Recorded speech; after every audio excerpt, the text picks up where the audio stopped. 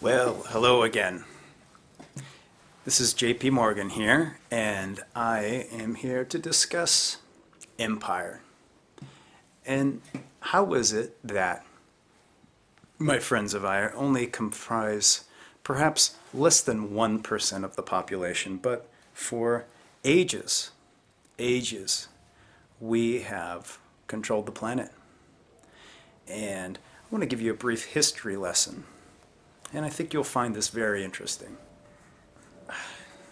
That is, let's go back to ancient Egypt, and you might find it interesting that on the back of a dollar bill that there's an Egyptian pyramid.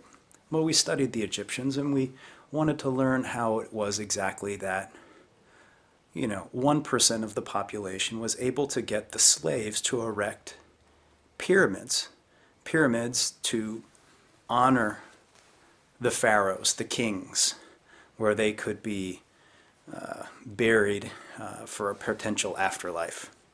Well, why is it that the slaves would toil in the hot Egyptian desert and build these pyramids of very large stones?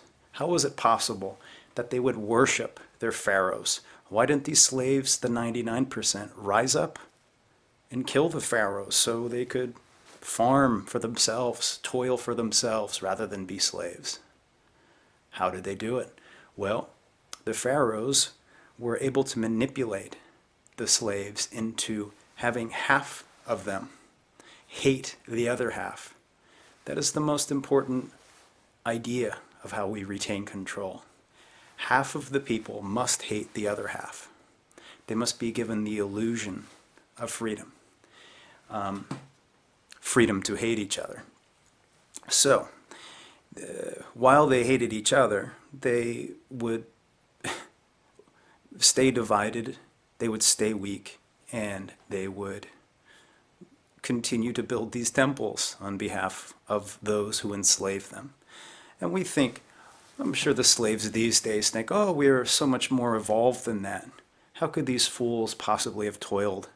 Well, if you're to go to any building, any city in the United States or throughout the world, and you'll find that insurance companies and bank buildings are the largest buildings in each of those cities. How is it that those who enslave, meaning the bankers, have the slaves build temples? It's exactly the same thing. And through our media, which we control, and you might think that you're listening to some freedom lover such as a Glenn Beck or a Rush Limbaugh or perhaps a Keith Olbermann or whoever. These people keep you off track, and they're there for one thing. We pay them to do an excellent job of being confidence men to keep the people divided. So as long as Glenn Beck, let's say, has you chasing Obama and the socialists, they're not looking at us. So as Glenn Beck is built up to be this great Obama hater, he is then looked as the great enemy of the Democrats, who want to be free as well, but they focus on Glenn Beck as being the enemy. And so it goes on that half the people, through race, religion, politics, gender, education,